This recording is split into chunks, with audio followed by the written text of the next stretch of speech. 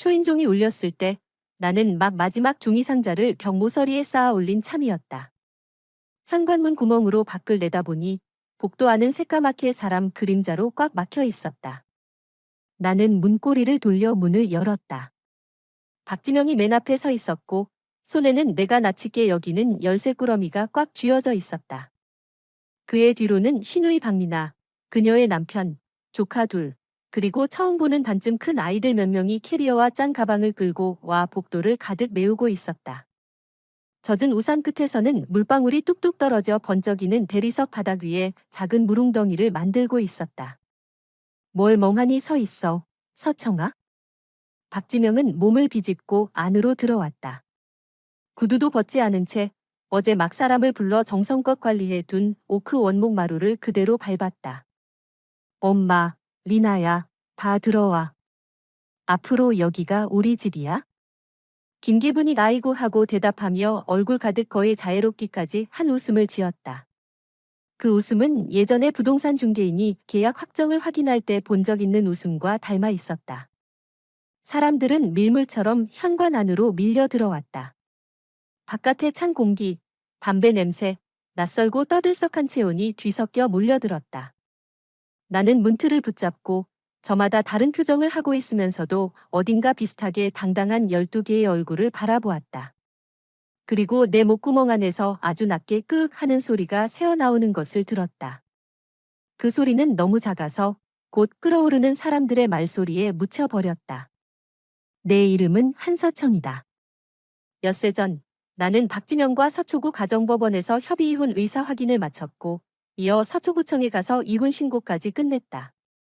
7년의 결혼은 결국 차갑게 식은 확인서 한 장과 접수 창구에서 찍힌 도장 하나만 남겼다. 19살부터 29살까지 내 가장 좋았던 10년은 온기 하나 없는 법원 서류 한 장으로 환산되고 말았다. 이혼을 결심하는 과정은 절차를 밟는 시간보다 조금 더 길었다. 하지만 그것도 그리 오래는 아니었다. 천천히, 그러나 돌이킬 수 없이 숨통을 조여 오는 질식 같았다. 나와 박지명은 대학 동기였다. 나는 디자인을 전공했고 그는 행정학을 공부했다. 연애할 때 그는 다정하고 세심했다. 내 생리 날짜를 기억했고 기숙사로 생강차를 가져다 주곤 했다. 졸업 후 나는 건축 설계사무소에 들어갔고 그는 구청 산하 동주민센터에 합격했다. 격차는 소리 없이 벌어졌다. 내 프로젝트 성과급이 그의 연봉을 넘기 시작했을 때 시어머니 김계분이 처음으로 우리가 새들어 살던 집에 며칠 머물러 왔다. 그녀는 내 손을 잡고 말했다. 서청아, 여자가 너무 잘 나가면 남자가 집에서 고개 들기 힘들어. 지명이는 공무원이잖니. 체면이 중요한 사람이야. 박지명은 소파에 앉아 휴대폰만 보고 있었고 한마디도 하지 않았다. 그때 우리는 막 한강운정 아파트의 한 집을 마음에 들어 하고 있었다. 계약금과 중도금을 포함한 초기 자금이 거의 5억 4천만 원 가까이 필요했다. 우리 부모님은 경상북도 고향집 한 채를 팔아 5억 원을 마련해 주셨다. 박지명 집에서는 4천만 원을 보탰다. 매매계약서를 쓰던 날 박지명은 내 어깨를 감싸 안고 부동산 중개인에게 웃으며 말했다. 공동명의로 해주세요. 사랑의 보금자리니까요. 김기부는 옆에서 눈물을 훔치며 아들이 효자라며 며느리를 얻고도 근본을 잊지 않는다고 말했다. 그때 나는 마음이 조금 약해졌다. 어쨌든 모두 한 가족이라고 생각했다. 이후 대출을 받을 때 내 소득 입금 내역은 박지명의 5배였다. 당연히 주채무자는 내가 되었고 매달 대출금은 내 카드 계좌에서 빠져나갔다. 집 인테리어도 전부 내가 맡았다. 박지명은 직장이 바쁘다고 했고 시어머니는 고향에 일이 있다고 했다. 180제곱미터짜리 공간을 전기와 수도 위치 잡는 것부터 가구와 소품 배치까지 나는 다리가 부러질 만큼 뛰어다녔다. 입주하던 날 박지명은 부모님과 누나, 매형을 데리고 집들이를 왔다. 시어머니는 수입 주방 타일을 만지며 혀를 2번 찼다. 이게 다 얼마짜리니? 정말 살림할 줄을 모르는구나. 시누이 박미나는 3살짜리 아들을 안고 집안을 한 바퀴 둘러보더니 반쯤 농담처럼 말했다. 새언니, 이렇게 큰 집에 오빠랑 둘만 살면 너무 썰렁하잖아요. 앞으로 제가 우리 애 데리고 자주 와서 새언니랑 놀아드릴게요. 그때 나는 그저 지나가는 말로만 여겼다. 변화는 내가 설계팀 부팀장으로 승진하면서 시작됐다. 프로젝트가 많아졌고 출장도 잦아졌다. 집에 돌아오는 시간은 점점 늦어졌다. 박지명의 불만은 점점 노골적으로 변했다. 집에 사람 사는 온기가 없다 해서 내 마음속에 이 집이 있기는 하냐로 바뀌었다. 시어머니의 전화도 잦아졌다. 핵심은 언제나 하나였다. 여자는 가정을 우선해야 하고 아이를 빨리 낳는 것이 바른 길이라는 것. 나는 대화를 시도했다. 2년만 더 버티자고 프로젝트 성과급을 조금 더 모아 대출을 일부라도 조기 상환하면 부담이 줄어들 테니 그때 아이를 갖자고 했다. 박지명은 컵을 식탁 위에 탁 내려놓았다. 한서청, 너 이제 눈에 돈밖에 안 보이지? 내 그 잘난 프로젝트밖에 안 보이지? 이 집 내가 샀고 대출 내가 갚는다고 그렇게 대단한 거야? 다툼, 냉전, 다시 다툼. 무딘 칼로 살을 베어내는 것 같았다. 마지막 폭발은 내가 한입찰 제안서를 마감하느라 2주 연속 야근을 하고 새벽 3시에 집에 돌아왔을 때였다. 그런데 박지명이 집에 없었다. 다음 날 정오가 되어서야 그는 돌아왔다. 몸에서는 술 냄새가 났다. 내가 한마디 묻자 그는 순식간에 폭발했다. 내가 자신을 미행하고 의심한다며 더는 이렇게 못 살겠다고 했다. 그리고 그는 이혼 합의서를 내던졌다. 합의서는 이미 출력되어 있었다. 조항은 소름이 돋을 만큼 분명했다. 집은 매매계약서에 두 사람 이름이 함께 들어가 있었기 때문에 비록 계약금과 대출금 대부분을 내가 부담했더라도 법적으로는 공동재산이었다. 그는 내가 장기간 가정을 돌보지 않아 혼인 파탄에 주된 책임이 있다고 주장하며 부동산 지분 60% 분할을 요구했다. 계산해보면 나는 그에게 현금으로 거의 18억 원을 보상해야 했다. 나는 화가 나 온몸이 떨렸다. 대체 무슨 근거로 그러느냐고 따져 물었다. 박지명은 담배에 불을 붙였다. 연기 뒤편에서 그의 눈빛은 아주 차분했다. 심지어 약간의 연민마저 섞여 있었다. 서청아, 넌 너무 독해. 그동안 내가 이 집을 위해 뭘 했는데? 돈. 돈으로 온기를 살 수 있어? 우리 엄마 말이 맞아. 넌 애초에 여자답지가 않아. 합의서 잘 읽어봐. 변호사 찾아가도 좋아.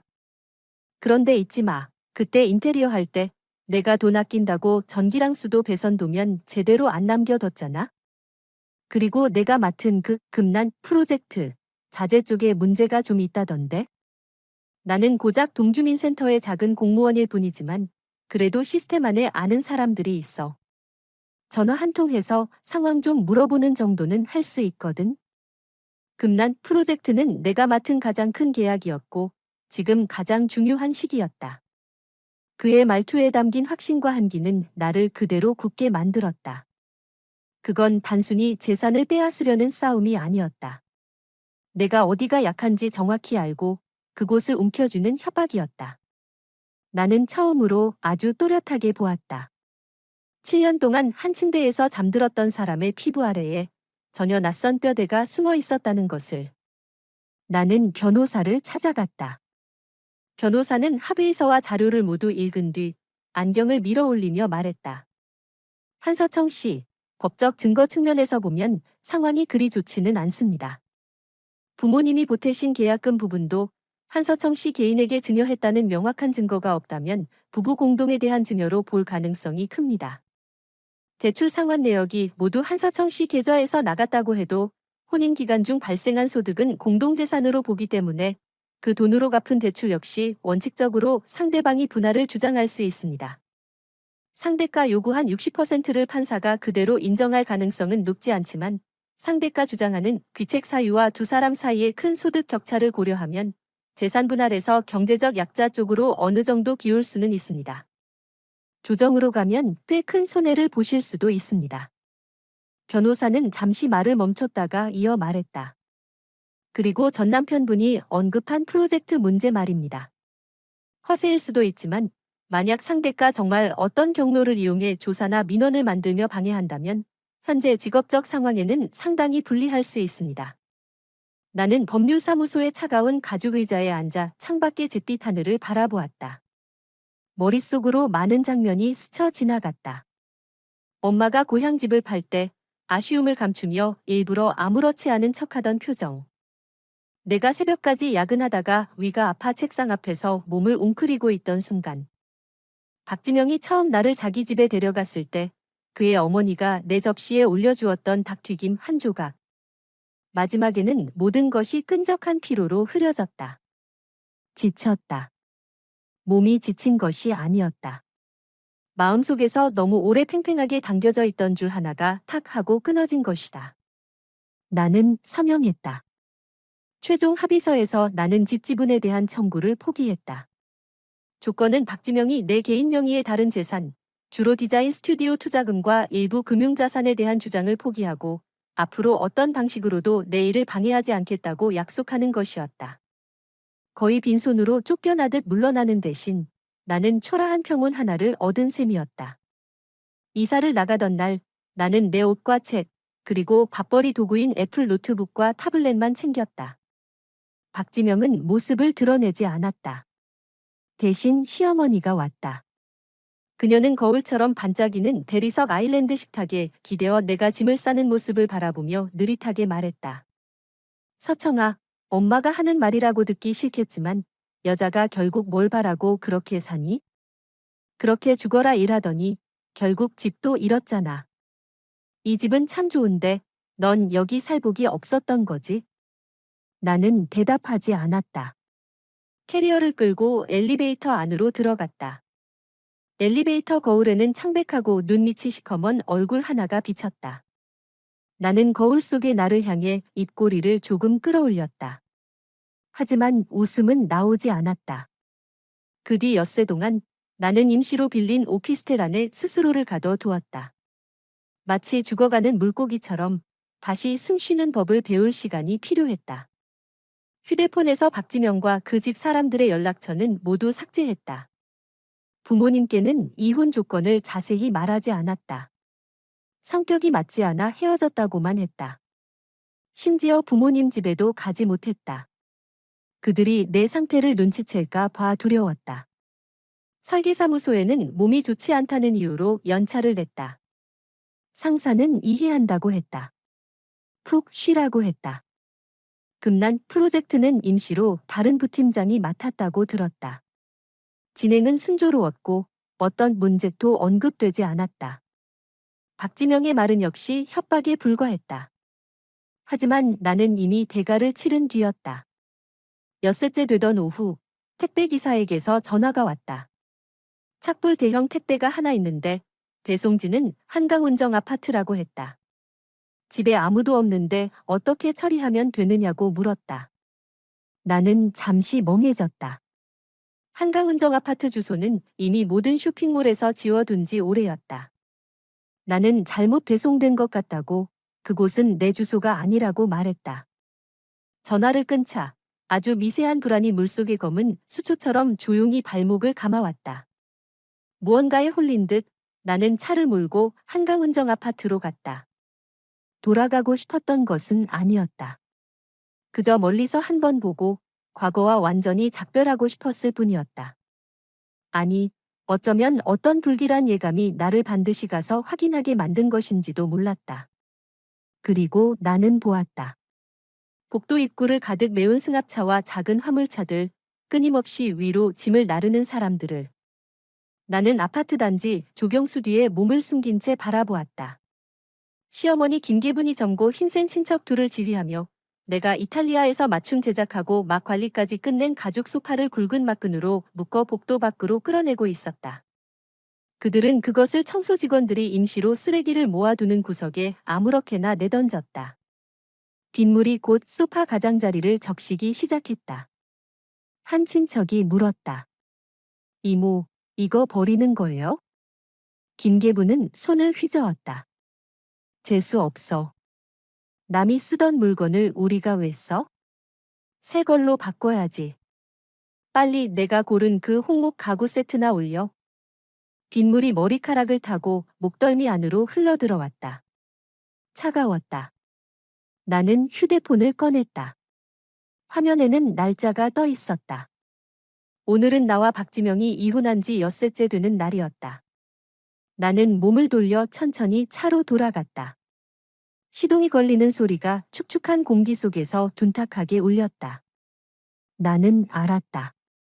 어떤 일들은 아직 끝나지 않았다는 것을. 아니, 어쩌면 이제 막 시작된 것인지도 몰랐다. 하지만 그 순간 나는 떠나는 것 말고는 아무것도 할 수 없었다. 그 문, 그 불빛, 내가 한때 집이라는 말에 품었던 모든 상상을 쏟아부었던 그곳은 전혀 다른 종류의 시끄럽고 당당한 생활로 빠르게 채워지고 있었다. 그리고 나는 깨끗하게, 예의 바르게, 그러나 완전히 문 밖으로 밀려나 있었다. 마치 중요하지 않은 엉뚱한 곳으로 잘못 배송된 택배처럼. 법률 상담 결과는 내가 예상했던 것보다 더 무력했다. 나는 다른 법률사무소로 바꿔 이혼과 가사 사건을 전문으로 하는 꽤나 유능해 보이는 여성 변호사를 찾아갔다. 그녀의 성은 최였다. 내 이야기를 다 들은 뒤 내가 가져간 이혼합의서 사본과 매매계약서, 대출 상환 내역 등 여러 서류를 넘겨보던 최 변호사는 미간을 살짝 찌푸렸다. 한서청 씨, 상황이 좋지는 않습니다. 최 변호사는 안경을 벗고 콧등을 문질렀다. 이 이혼합의서는 비록 상대방이 어느 정도 압박을 가한 상황에서 체결된 것으로 보이지만 당시 한서청 씨가 의식이 명확한 상태였고 재산 분할에 관한 합의 내용도 형식상으로는 한국 민법의 강행 규정을 명백히 위반했다고 보기 어렵습니다. 한서청 씨가 부동산 지분을 포기하는 대신 상대방이 한서청 씨 명의의 다른 재산에 대한 청구와 업무 방해를 하지 않겠다고 한 것은 하나의 재산 분할 방안에 대한 포괄적 타협으로 볼 수 있습니다. 박지명 씨가 합의서에 서명하게 만들기 위해 불법적인 수단으로 협박했다는 확실한 증거를 제시할 수 있다면 모르겠습니다. 예를 들면 그가 언급한 업무방해가 실질적인 위협에 해당했고 합의의 공정성에 영향을 미쳤다는 점이 입증되어야 합니다. 하지만 그런 증거를 모으는 것은 매우 어렵습니다. 당시 대화가 녹음되어 있지 않을 가능성이 크고 설령 녹음이 있다 해도 가정법원에서 그것이 증거로 인정될지 또 강박에 이를 정도였다고 판단될지는 상당히 불확실합니다. 내 마음이 조금씩 아래로 가라앉았다. 하지만 최 변호사님, 그 집 계약금 대부분은 제 부모님이 내주셨고 대출도 거의 전부 제가 갚았어요. 그게 증거가 안 된다는 건가요? 부모님이 보태주신 돈도 한서청 씨 개인에게 증여한다는 명확한 의사표시가 없었다면 보통 부부 공동에 대한 증여로 봅니다. 대출 상환 내역이 한서청 씨 계좌에서 빠져나갔다고 해도 혼인 기간 중 발생한 소득은 부부 공동재산으로 보기 때문에 그 공동재산으로 대출을 갚은 이상 상대방도 그에 상응하는 권리를 주장할 수 있습니다. 이미 합의서가 체결되어 효력이 발생한 상황에서는 이런 증거만으로 합의를 뒤집기는 어렵습니다. 최 변호사의 말투는 차분했지만 한 글자 한 글자가 작은 망치처럼 내 심장을 두드렸다. 현재로서는 이 합의서가 유효하다고 보는 것이 맞습니다. 법적으로 말하자면 그 집에 대해 박지명 씨는 현재 합법적인 거주권, 나아가 일정한 처분권까지 가진 상태입니다. 그가 친족들을 데리고 들어가 사는 것도 아파트 관리 규약을 위반하지 않고 한서청 씨의 권리를 명백히 침해하지 않는 한 문제 삼기 어렵습니다. 왜냐하면 한서청 씨가 이미 합의를 통해 그 부분의 권리를 포기했기 때문입니다. 그럼 저는 어떻게 해야 해요? 제가 그렇게 힘들게 인테리어하고 하나하나 꾸며 놓은 집을 그 사람들이 저렇게 망가뜨리는 걸 그냥 보고만 있어야 하나요? 내 목소리가 조금 떨렸다. 눈앞에는 빗속에 버려져 있던 소파가 떠올랐다. 최 변호사는 잠시 생각에 잠겼다. 지금 할 수 있는 일은 경계를 명확히 하는 겁니다. 첫째, 합의서에서 한서청 씨가 포기한 것은 한강운정 아파트라는 특정 부동산의 지분입니다. 하지만 그 집안에 남아있는 혼인 전부터 한서청 씨 개인에게 속했던 물건까지 포함된 것은 아닙니다. 한서청 씨는 개인 물품을 돌려받을 권리가 있습니다. 둘째, 박지명 씨가 앞으로 그 부동산을 어떻게 처리하는지 주의 깊게 지켜보셔야 합니다. 만약 그가 임의로 매도하거나 담보로 제공하거나 혹은 부동산 가치에 중대한 영향을 미쳐 한서청 씨의 잠재적 이익을 해칠 수 있는 행위를 한다면 비록 지분을 포기하셨다고 해도 아주 예외적인 상황에서는 추후 문제 삼을 여지가 있을 수 있습니다. 다만 매우 어려운 싸움이 될 겁니다. 셋째, 그나 그의 가족들이 거주 과정에서 한서청 씨 개인을 향해 정상 범위를 넘어선 괴롭힘이나 욕설 등을 한다면 반드시 증거를 남겨두세요. 경우에 따라 치안 문제로 다뤄질 수도 있습니다. 개인 물품. 그 말이 나에게 우스울 만큼 슬픈 감정을 불러일으켰다. 그 집안에서 큰 가구와 가전부터 작은 꽃병 하나, 그림 한 점까지 내가 정성껏 고르지 않은 것이 어디 있었던가. 하지만 이제 그것들은 모두 공동재산이거나 그들의 물건이 되어 버렸다. 내 개인에게 속한 것은 아마 옷장 안에 미처 챙기지 못한 낡은 옷 몇 벌, 서재에 남겨둔 전문 서적과 도구 몇 가지뿐일 것이다. 우선 박지명 씨와 연락해 개인 물품을 돌려받는 방식으로 진행해 보시는 게 좋겠습니다. 대화할 때는 방식에 주의하시고 가능하면 제3자를 동석시키거나 녹음 등 증거를 남겨두세요. 협의가 되지 않으면 변호사 명의로 내용 증명을 보내거나 경찰 신고를 고려할 수도 있습니다. 다만 경찰에 신고하더라도 민사 분쟁으로 판단해 당사자 간 협의나 소송으로 해결하라고 할 가능성이 큽니다. 최 변호사의 마지막 말에는 직업적인 신중함이 묻어 있었다. 나는 최 변호사에게 감사 인사를 하고 법률사무소를 나왔다. 늦가을 바람에는 이미 매서운 기운이 실려 있었다. 얼굴을 스치자 따갑게 아팠다. 나는 알았다. 법으로 정면 돌파하는 길은 적어도 단기간에는 희망이 희박하다는 것을. 내가 당시 숨막히는 상황에서 하루빨리 벗어나고 싶어 서명했던 그 합의서는 족쇄처럼 나를 문 밖에 단단히 묶어두고 있었다. 분노와 억울함이 가슴속에서 부딪혔지만 빠져나갈 출구를 찾지 못했다. 나는 그래도 내 물건을 되찾으러 가기로 했다. 값비싼 가구가 아니었다. 내 사적인 물건 몇 가지였다. 어머니의 옛 사진이 끼워져 있는 앨범 한 권, 대학 시절 처음으로 받은 디자인상 트로피, 그리고 오랫동안 나와 함께 해온 제도 도구 세트. 그 안에는 내가 걸어온 길과 내가 나일 수 있었던 일부 흔적이 숨어 있었다. 나는 박지명에게 문자를 보냈다. 최대한 차분하게 문장을 골랐다. 박지명, 한강운정 아파트에 아직 제 개인 물품이 조금 남아 있어요. 낡은 옷과 책 몇 권입니다. 이번 주말 오후 2시에 가지러 갈게요. 집에 있거나 문을 열어줄 사람을 정해주세요. 물건만 챙겨서 바로 나올 테니 방해하지 않겠습니다. 문자는 바다에 던진 돌처럼 아무 응답도 없었다. 토요일 정오가 되어서야 답장이 왔다. 차갑게 3글자뿐이었다. 알았어. 오후 2시, 나는 정확히 한강운정 아파트에 도착했다. 익숙한 현관문 앞에 서서 나는 깊게 숨을 들이마신 뒤에야 초인종을 눌렀다. 문이 열리자 기름 냄새와 채취, 그리고 싸구려 방향제 냄새가 뒤섞인 강한 냄새가 얼굴을 덮쳤다. 문을 연 사람은 박지명의 사촌 동생 박강우였다. 예전에 2번 본 적 있는 사람이었다. 그는 입에 담배를 물고 나를 위아래로 훑어본 뒤 몸을 비켜주며 안쪽을 향해 소리쳤다. 형. 왔어. 집안은 완전히 달라져 있었다. 내가 정성껏 맞춰 둔 모란디 색감의 커튼은 진한 붉은색 두꺼운 벨벳 커튼으로 바뀌어 있었다. 그 위에는 과장된 금색 꽃무늬가 찍혀 있었다. 짙은 갈색의 고풍스러운 원목 소파 세트 위에는 화려한 무늬의 방석이 깔려 있었다. 내가 주문 제작했던 원목 긴 식탁은 사라지고 대신 가운데 회전판이 달린 거대한 원형 식탁이 놓여 있었다. 그 주변에는 몇 사람이 둘러앉아 화투를 치고 있었고 재떨이에는 담배꽁초가 가득했다. 바닥에는 내가 절대 거실에 깔고 싶지 않았던 반짝이는 플라스틱 매트가 깔려 있었다. 아이 몇 명이 그 위를 기어다니며 과자를 먹고 있었고 부스러기가 여기저기 떨어져 있었다. 벽에 걸어두었던 내 소장 판화는 사라졌고 그 자리에는 폭포수가 흐르는 배경의 커다란 전자시계가 걸려 있었다. 내 북유럽풍 소파는 역시 사라져 있었다. 그 자리에는 짙은 붉은색 조각목 소파 세트가 놓여 있었고 같은 색 계열의 방석이 깔려 있었다. 내가 설계했던 TV 배경벽에 히든 수납장은 알록달록한 어린이 스티커로 뒤덮여 있었다. 김계부는 앞치마를 두르고 주방에서 나왔다. 손에는 과일 접시가 들려 있었다.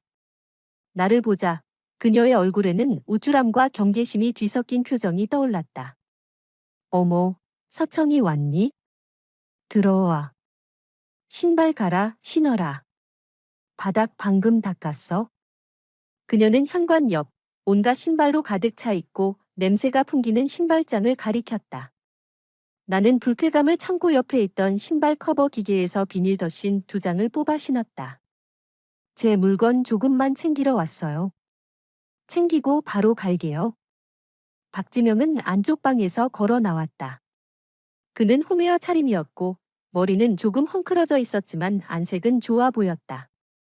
그는 아무 표정 없이 나를 바라보았다. 무슨 물건? 내가 직접 가서 봐. 아직 뭐가 내 건지.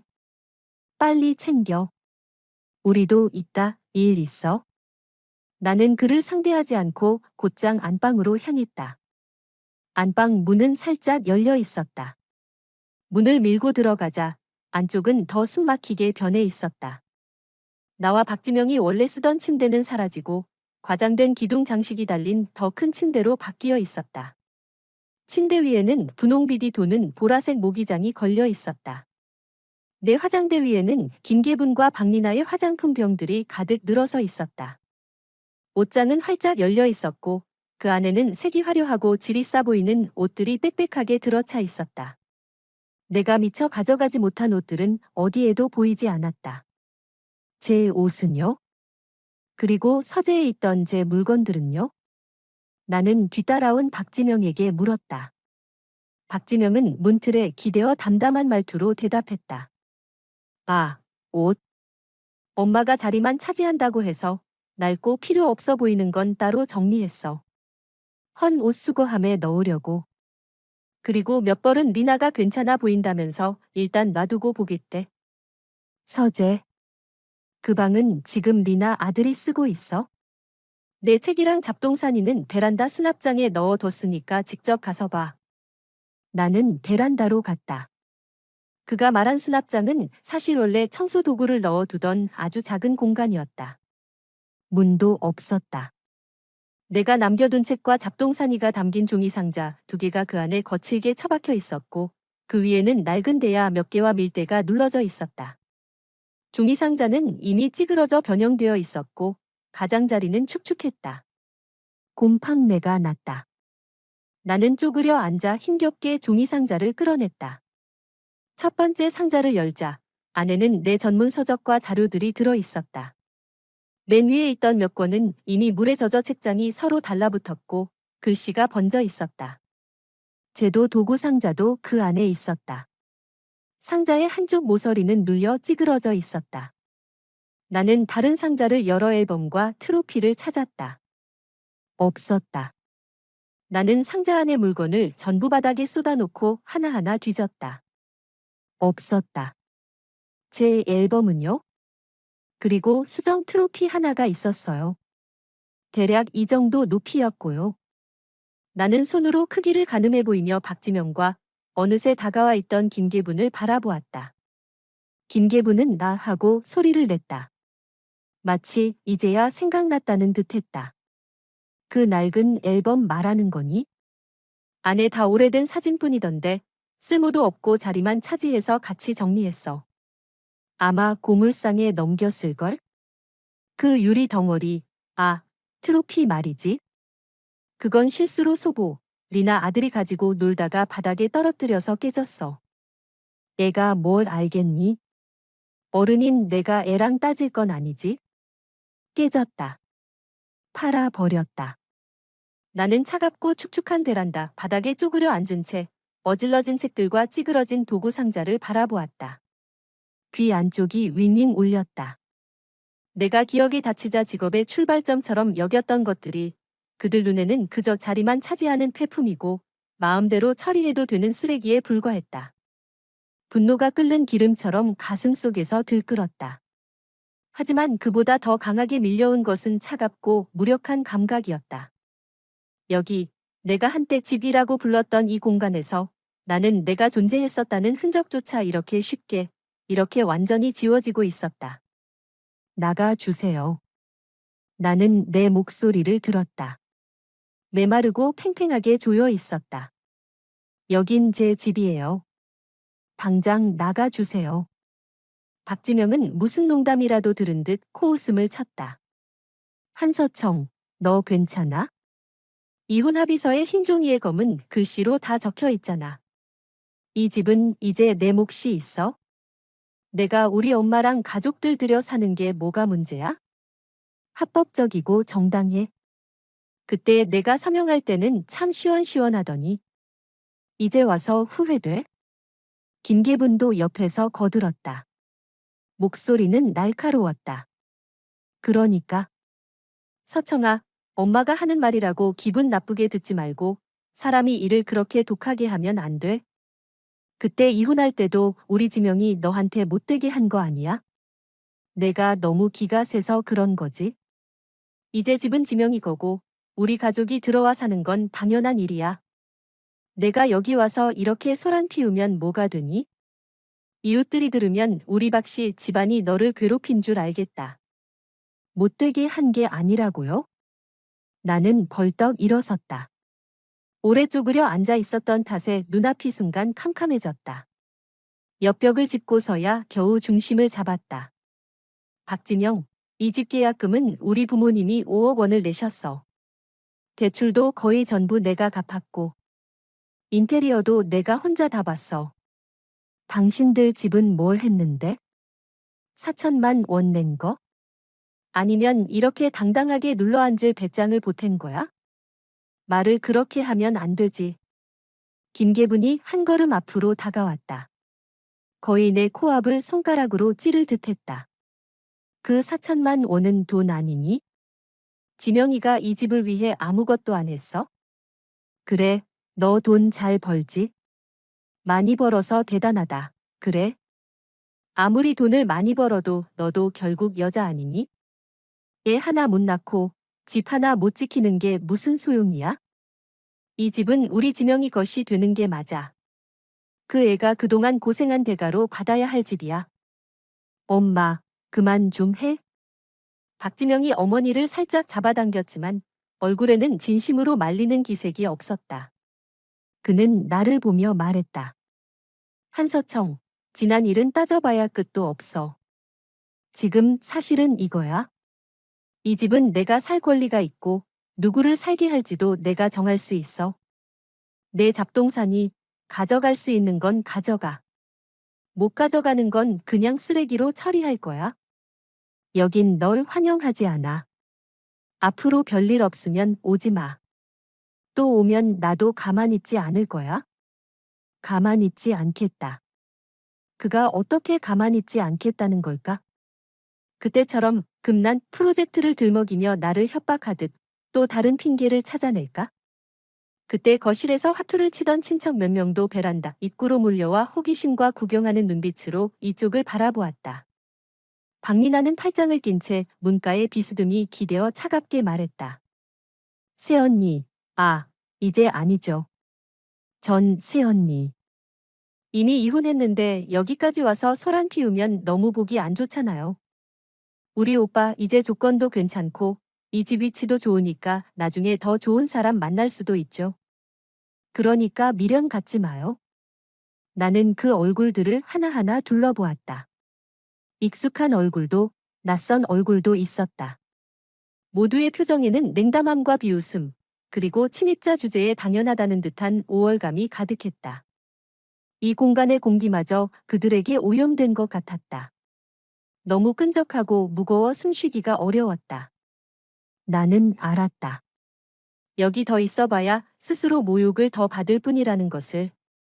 법은 당장 나를 도와주지 못했고 이들은 애초에 이치를 들을 생각도 없었다.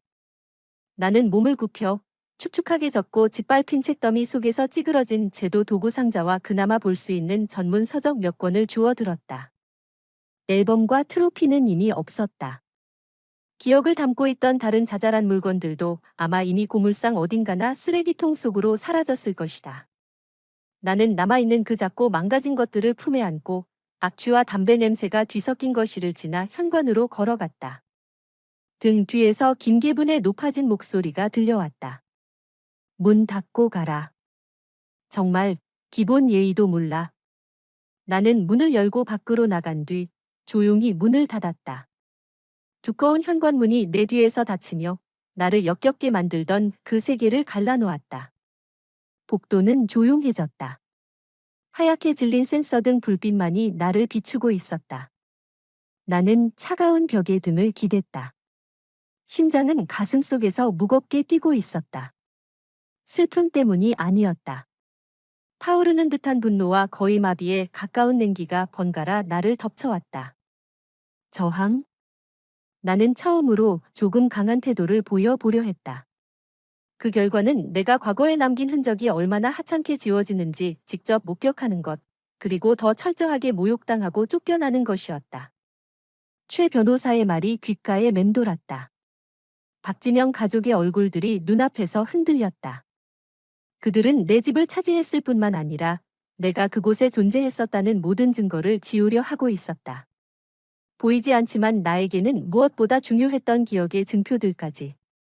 나는 그 불쌍하고 흠뻑 젖은 유품 같은 물건들을 품에 안고 아래층으로 내려갔다. 쓰레기통 앞에 서서 잠시 망설였지만 결국 버리지 못했다. 비록 망가졌지만 그것들은 여전히 내 일부였다. 나는 아파트 단지 정원의 벤치에 앉았다. 가을 햇살에는 온기가 거의 없었다. 나는 차분해져야 했다. 다시 생각해야 했다. 정면으로 부딪히기에는 법적 절차가 너무 길고 전망도 어두웠다. 직접 충돌해봐야 수적으로 불리했고 모욕만 더해질 뿐이었다. 그럼 이렇게 끝내야 하는 걸까?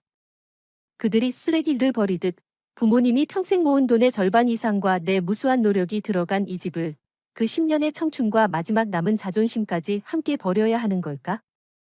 그때 휴대폰이 진동했다. 최 변호사에게서 온 메시지였다. 한서청 씨, 상황에 대해 다시 생각해 보았습니다. 상대방에게 부부 공동재산에 대한 악의적 처분이 있었거나 이혼 후 합의 당시 사기, 재산 은닉 등의 사정이 발견된다면 권리를 다시 주장해 볼 여지가 있을 수 있습니다. 다만 새로운 증거가 필요합니다. 그리고 현재 부동산 등기부 상명의가 아직 한서청 씨와 박지명 씨 두 사람으로 되어 있나요? 이 부분이 매우 중요합니다. 부동산 등기부. 내 심장이 세차게 뛰었다. 이혼할 때 부동산 분할과 관련해 우리는 부동산은 남자 측에게 귀속하며 여자 측은 소유권 이전 등기 절차에 협조한다고 합의했다. 하지만 당시 대출이 아직 남아 있었고 은행 근저당도 말소되지 않은 상태였다. 게다가 박지명이 내가 서명하는 것만 급하게 밀어붙인 탓에 소유권 이전 등기 절차는 즉시 진행되지 않았다. 다시 말해 물권 등기의 관점에서 보면 그 집의 현재 법적 소유자는 여전히 나 한서청과 박지명 두 사람이었다. 이혼 합의서는 채권 채무 관계에 대한 약정이고 부동산 등기부에 기재된 것은 물권이다. 소유권 이전 등기가 완료되기 전까지 나는 여전히 법적으로 공동 소유자 중 한 명이었다. 박지명 가족이 그렇게 뻔뻔하게 들어와 살 수 있었던 것도 어쩌면 바로 이 점을 이용했기 때문일 것이다. 그들은 실제로 집을 점유했고 내가 합의서에서 재산상 지분을 포기했으니 이제 아무 걱정도 없다고 여겼다. 하지만 그들은 놓쳤을지도 모른다. 혹은 애초에 몰랐을지도 모른다. 법적으로 소유권과 거주권은 별개의 문제이며 공동 소유자들 사이에서는 공유재산에 대한 중대한 처분을 하려면 협의와 동의가 필요하다는 사실을. 희미한 생각 하나가 어둠 속 작은 불씨처럼 머릿속에 번쩍였다. 박지명이 서둘러 온 가족을 들여보낸 것은 혹시 그도 무언가를 걱정하고 있었기 때문일까? 내가 마음을 바꿀까 봐? 아니면 다른 이유가 있는 걸까? 나는 즉시 최 변호사에게 답장을 보냈다. 최 변호사님, 부동산 등기부 상명의는 현재도 저와 박지명 두 사람으로 되어 있습니다. 이혼 합의서는 작성했지만 소유권 이전 등기 절차는 아직 하지 않았습니다. 이런 경우 제가 공동 소유자로서 현재 어떤 권리를 갖고 있나요? 만약 그들이 제 동의 없이 집을 개조하거나 혹은 예를 들어 방 일부를 무단으로 임대한다면 제가 막을 수 있을까요? 최 변호사의 답장은 빠르게 도착했다. 부동산 등기부 상명의가 여전히 두 사람으로 되어 있다면 한서청 씨는 아직 법률상 주택의 공동소유자입니다. 공동소유자는 공유재산에 대해 점유, 사용, 수익, 처분 권한을 가집니다. 다만 이러한 권리 행사는 통상 지분 3분의 2 이상의 공유자 동의 또는 공동소유자 전원의 동의가 필요합니다. 단, 공동소유자 사이에 별도 약정이 있다면 달라질 수 있습니다. 그들이 임의로 주택 구조나 가치, 혹은 한서청 씨의 권익에 영향을 줄 수 있는 중대한 변경을 하거나 주택 전체 또는 일부를 임대에 전대한다면 한서청 씨는 공동소유자로서 이의를 제기할 수 있고 경우에 따라 소송을 통해 침해 중지나 방해 배제를 요구할 수도 있습니다. 다만 그들이 실제로 그런 행위를 했고 그 행위가 한서청 씨의 공유 지분에 손해를 끼쳤다는 증거가 필요합니다. 또한 한서청 씨가 합의서상 재산 지분을 포기하긴 했지만 물권 변동 등기가 완료되기 전까지는 여전히 등기 권리자입니다. 이 점은 제3자에게 대항할 때 매우 중요할 수 있습니다. 그러니까 나는 완전히 무력한 것은 아니었다. 나에게는 아직 공동소유자라는 신분이 남아 있었다. 비록 그 신분은 그 합의서 때문에 매우 약해져 있었지만 핵심은 증거였다. 그리고 그 신분을 어떻게 활용해 법의 틀 안에서 내 권리를 지켜낼 것인가였다. 나는 휴대폰을 넣고 남아있는 물건들을 품에 안은 채 자리에서 일어났다. 햇빛이 내 그림자를 길게 느렸다. 외로웠지만 곧게 서 있었다. 분노는 사라지지 않았다. 그러나 그것은 가라앉기 시작했고 더 차분하고 더 단단한 무언가로 바뀌고 있었다. 박지명, 김계분. 당신들은 그 안에 들어가 살기만 하면 이긴 거라고 생각했어? 게임은 어쩌면 이제 막 시작됐을 뿐이었다. 법의 길은 어렵다. 하지만 길이 없는 것은 아니다.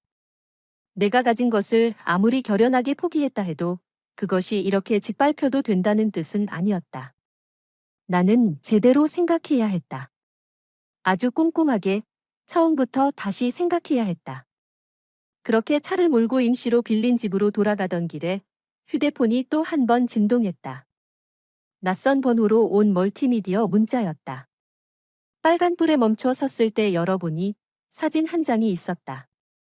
사진 속에는 원래 내 서재였고 지금은 아이방으로 바뀐 그 방이 찍혀 있었다. 창문에는 만화 캐릭터 스티커가 붙어 있었다. 그리고 사진이 찍힌 각도는 분명 건물 밖, 맞은편 어딘가에서 촬영한 것이었다.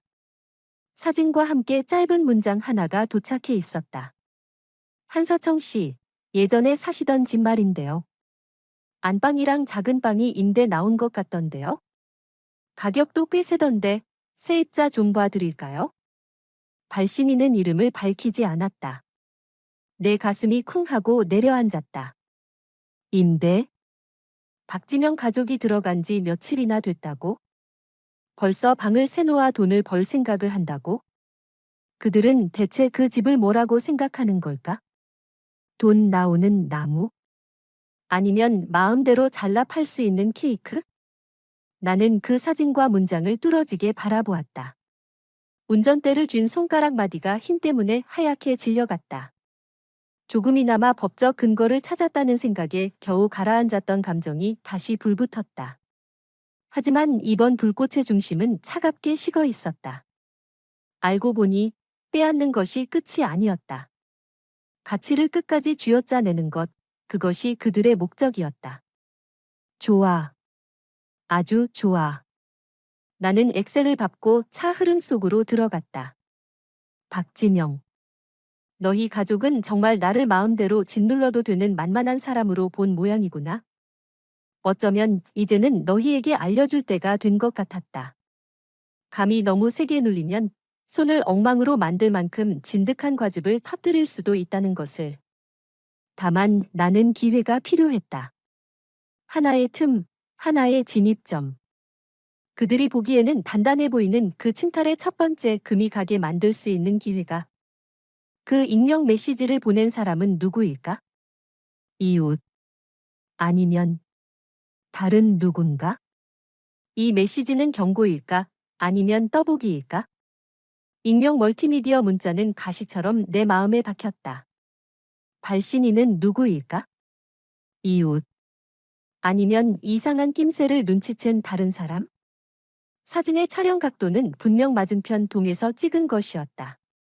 이것은 박진영 가족이 요란하게 이사온 일과 이후 이어진 듯한 임대 행위가 이미 누군가의 주의를 끌었다는 뜻이었다.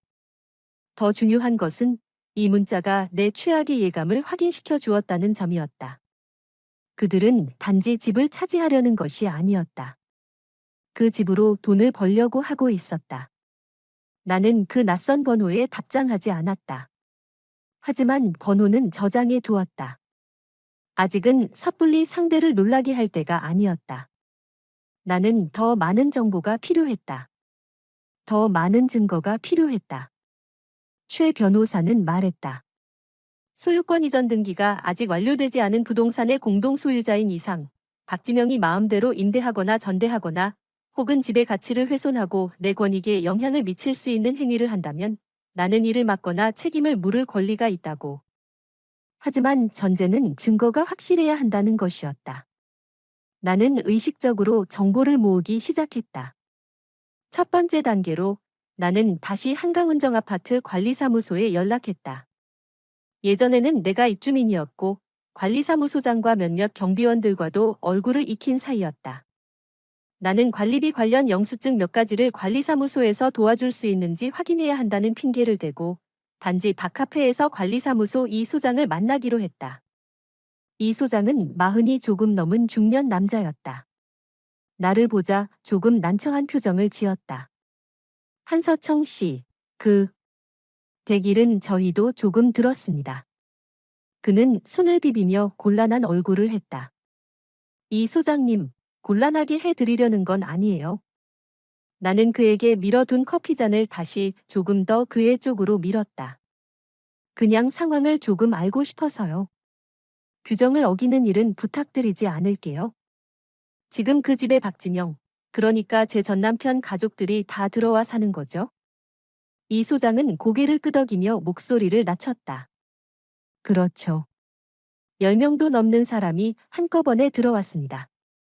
이사 오던 날 정말 난리였어요.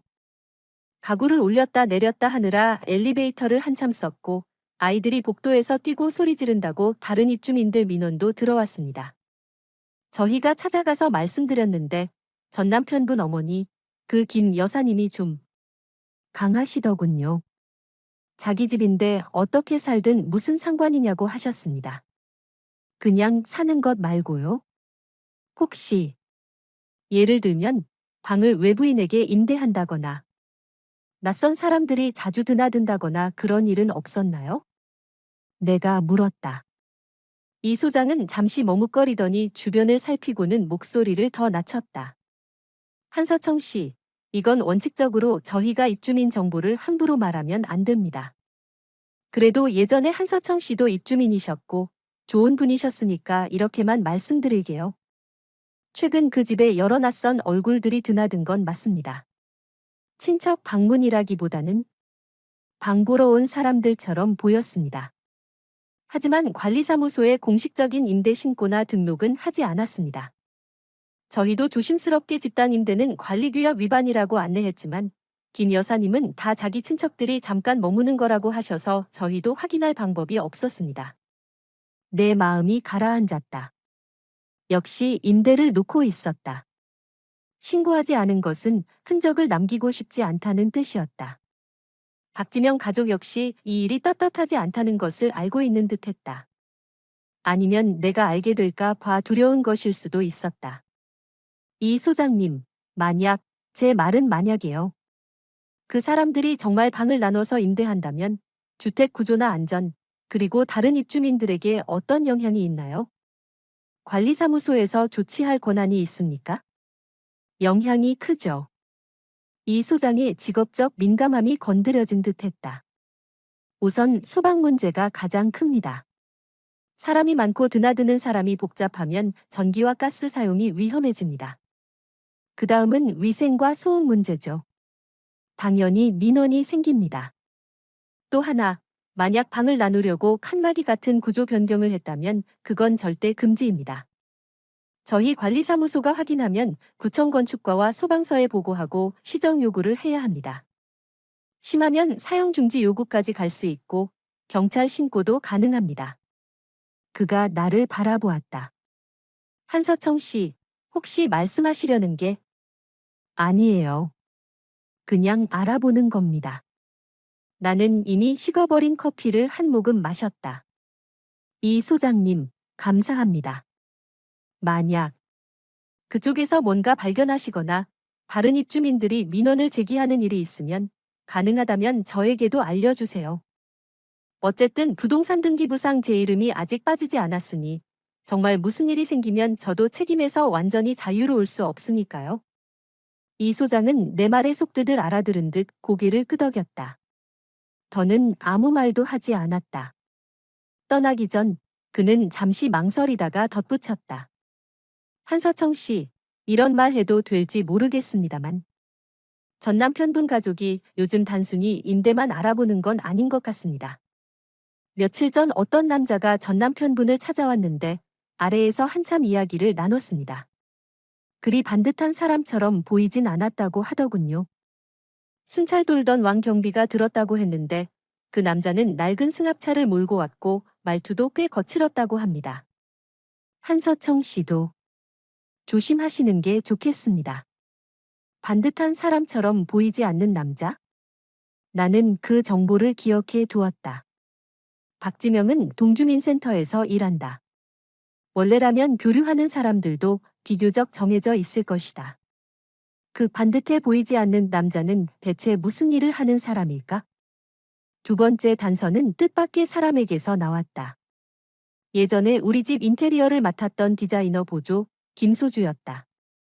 집을 꾸밀 당시 그녀는 막 졸업한 신입이었고 메인 디자이너를 따라 현장을 오가며 성실하게 일했다. 나와도 꽤 잘 맞았다. 이혼 후 나는 예전 인간관계와 거의 연락을 끊다시피 했기 때문에 그녀가 먼저 연락해 올 줄은 몰랐다. 김소주는 나를 만나자고 했다. 표정은 어쩐지 비밀스럽고도 분해 보였다. 서청 언니, 저 어제 한강운정 아파트에 다른 고객 현장 보러 갔다가 나오면서 우연히 언니 전 남편이랑 몇 사람이 그 동 아래에서 이야기하는 걸 봤어요. 목소리가 꽤 커서 제가 옆에 숨어서 조금 들었거든요.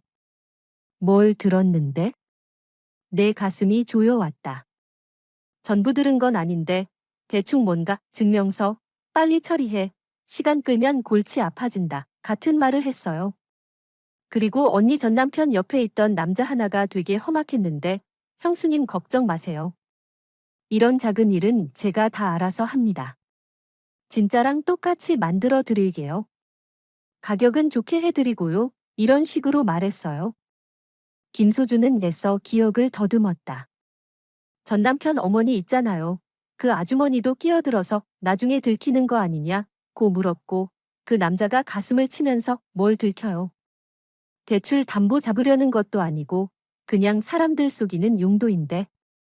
일단 일이 벌어지고 나면 누가 그걸 확인하겠습니까? 라고 했어요. 증명서? 진짜랑 똑같이 만들어준다. 사람들을 속이는 용도?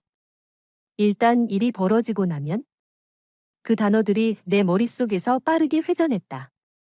어떤 증명서가 진짜처럼 만들어져야 할까? 누구를 속이려고? 부동산 등기가 아직 이전되지 않았다는 점을 떠올리자 끔찍한 추측이 떠올랐다. 설마 박지명이 어떤 서류를 위조하려는 걸까? 예를 들면 내가 소유권 포기에 동의했고 그가 전권을 갖는다는 내용의 공증 서류? 아니면 아예 그의 이름만 기재된 새로운 부동산 등기사항 증명서? 집을 빨리 처분하기 위해서? 아니면 집의 소유권을 증명해야 하는 어떤 상황에 대응하기 위해서? 또 다른 말은 없었어? 구체적인 사람 이름이나 장소 같은 건? 나는 다급히 물었다. 김소주는 고개를 저었다. 나중에 그 사람들이 누가 있는 걸 눈치챈 것 같아서 목소리를 낮췄어요. 그리고 같이 차를 타고 갔고요. 아, 맞다.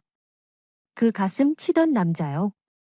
은색 승합차를 몰고 있었어요. 꽤 낡은 차였고 번호판 끝자리가 아마 357이었던 것 같아요. 확실하진 않아요. 은색 낡은 승합차. 관리사무소 이 소장이 말한 정보와 맞아떨어졌다. 그 반듯해 보이지 않는 남자는 김소주가 본 바로 그 사람일 가능성이 컸다. 그가 박지명을 도와 증명서를 처리하고 있다. 가짜 증명서? 그 사실을 깨닫는 순간 등줄기가 서늘해졌다. 박지명이 정말 위조 서류를 준비하고 있다면 사건의 성격은 완전히 달라진다. 이것은 단순한 민사 분쟁이 아니었다. 불법 행위의 가능성이 있었다. 하지만 더 확실한 증거가 필요했다. 김소주가 들은 말만으로는 설득력이 부족했다. 나는 위험을 감수하고 한번 시도해 보기로 했다. 익명번호로 문자를 보냈다. 누구세요?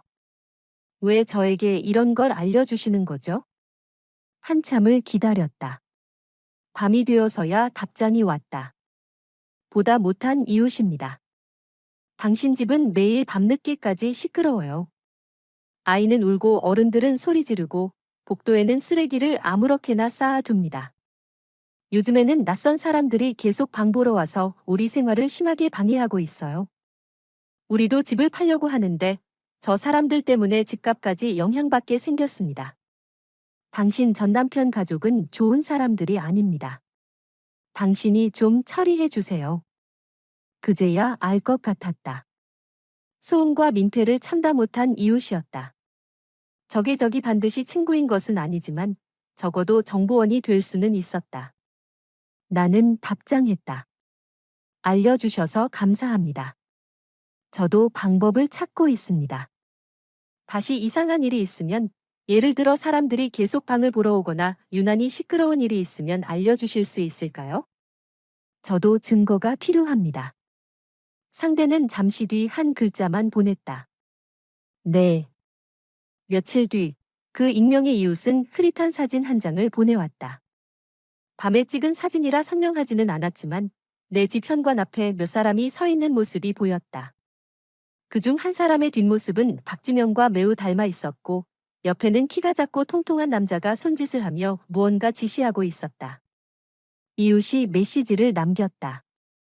오늘 밤에도 또 사람을 데리고 와서 보더군요. 친척이라고는 하는데 듣기에는 임대료 이야기 같았습니다. 밤 11시까지 시끄러웠어요. 시기가 거의 무르익었다. 나는 더 직접적이고 더 충격력 있는 돌파구가 필요했다. 나는 박지명의 직장을 떠올렸다. 그는 동주민센터에서 일했다. 비록 작은 공무원일 뿐이었지만 그가 가장 신경 쓰는 것은 안전과 체면이었다. 만약 그의 행동, 특히 위법 가능성이 있는 행동이 직장에 알려진다면 어떻게 될까? 물론 나는 근거 없이 신고할 수는 없었다. 내게는 계기가 필요했다. 그가 나를 피할 수 없게 만드는 계기. 바로 그때 최 변호사에게서 전화가 왔다. 목소리는 다소 심각했다. 한서청 씨, 제가 몇 가지 경로를 통해 한 가지 상황을 알게 됐습니다. 주의하셔야 합니다. 어떤 부동산 중개인이 사적으로 한강운정 아파트 매물을 돌리고 있습니다. 평형과 층수 설명이 한서청 씨 집과 매우 비슷한데 매매가는 시세보다 훨씬 낮고 빠른 결제를 요구하고 있으며 집주인 신분도 다소 모호합니다. 구체적인 동호수는 쓰여 있지 않지만 매우 수상합니다. 제 생각에는 전 남편분이 급하게 현금화하려는 것 같습니다. 심지어 소유권 이전 등기가 완료되기 전에 매수인을 찾아 계약금을 받으려는 것일 수도 있습니다. 이건 굉장히 위험한 위법적 거래입니다. 잠재적 매수인에게는 사기이고 한서청 씨에게도 매수인이 내용을 모르고 돈을 지급하면 이후 매우 복잡한 법적 분쟁이 생길 수 있습니다. 역시 그랬다. 방을 세놓는 것은 어쩌면 작은 시작에 불과했다. 진짜 목적은 집을 파는 것이었다. 시세보다 낮은 금매, 모호한 집주인 신분. 이건 거의 꼬리를 자르고 빠져나가겠다는 수작이나 다름없었다. 만약 매수인이 계약금, 심지어 중도금까지 지급하고 나면 박지명은 돈을 챙길 것이다. 하지만 집은 여전히 공동명의라 순조롭게 이전 등기를 할 수 없다. 그 뒤처리는 결국 내 머리 위로 떨어질 것이다. 매수인은 절대 가만히 있지 않을 테고 그때부터 말다툼과 소송이 이어지면 나는 끝없는 문제 속으로 끌려 들어가게 된다. 더는 기다릴 수 없었다. 나는 반드시 그를 막아야 했다. 일이 걷잡을 수 없게 되기 전에 충분한 증거를 확보하고 그와 직접 대면해 멈추게 만들어야 했다. 나는 익명 이웃의 번호를 찾아 메시지를 보냈다. 다음에 그들이 또 사람을 데리고 집을 보여 주거나 비슷한 움직임이 있으면 구체적인 시간을 미리 알려주실 수 있을까요? 따로 뭘 하실 필요는 없습니다. 알려만 주시면 됩니다. 이번에는 이웃의 답장이 빨랐다. 내일 저녁 7시 반쯤 또 사람을 데려온대요. 이번에 최종 결정한다고 하는 것 같았습니다. 내일 저녁 7시 반. 좋아. 나는 다시 박지명에게 문자를 보냈다. 말투는 차분했다. 박지명, 내일 밤 8시에 한강운정 아파트로 갈게. 집 관련 절차 문제로 할 말이 있어. 직접 만나서 이야기해야 해. 반드시 집에 있어 줘. 박지명은 바로 답장하지 않았다. 2시간이 지나서야 한 글자를 보냈다. 그래. 나는 알고 있었다. 그는 경기할 수도 있고 가족들을 앞세울 수도 있었다. 하지만 나는 가야 했다. 직접 보고 직접 들어야 했다. 가장 확실한 증거를 손에 넣어야 했다. 다음 날 밤 7시 20분, 나는 미리 한강운정 아파트 근처에 도착했다. 나는 단지 안으로 들어가지 않고 맞은편 길모퉁이에 있는 편의점 유리창 앞에 서서 아파트 입구를 바라보았다. 7시 25분, 나는 그 중개인으로 의심되는 키 작고 통통한 남자가 나타나는 것을 보았다. 그는 부부처럼 보이는 젊은 남녀를 데리고 단지 안으로 들어갔다. 7시 40분, 그 젊은 부부와 키 작고 통통한 남자가 다시 나왔다. 세 사람은 입구에서 무언가를 이야기하고 있었고 젊은 부부의 표정에는 망설임과 논쟁이 섞여 있는 듯했다. 키 작고 통통한 남자는 필사적으로 설득하는 모습이었다. 7시 50분, 젊은 부부와 그 남자가 헤어졌다. 키 작고 통통한 남자는 전화를 한 통 걸더니 다른 방향으로 걸어갔다. 나는 곧바로 단지 안으로 들어갔다.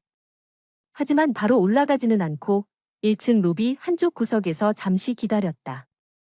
정확히 8시. 나는 엘리베이터에 올라 익숙한 층 버튼을 눌렀다. 그 문 앞에 서서 깊게 숨을 들이마신 뒤 초인종을 눌렀다. 안에서는 시끄러운 TV 소리와 아이들이 뛰어다니는 소리, 그리고 김계분이 목청을 높여 외치는 소리가 들려왔다. 누구야? 지명아, 나가봐.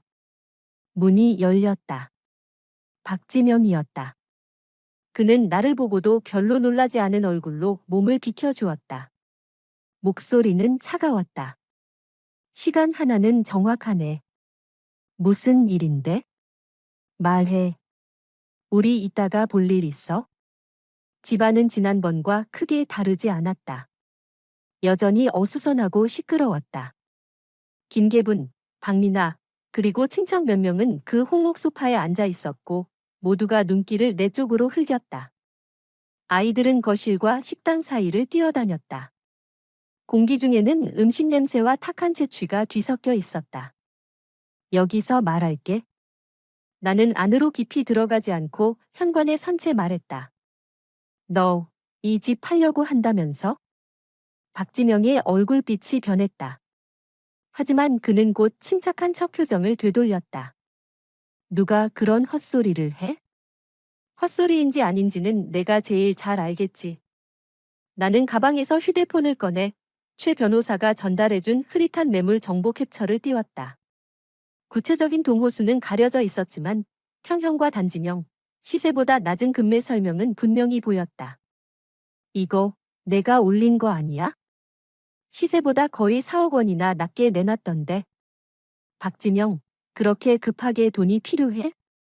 아니면 이전 등기 전에 한 번 더 챙기고 빠지려는 거야? 김계분이 벌떡 일어섰다. 한서청.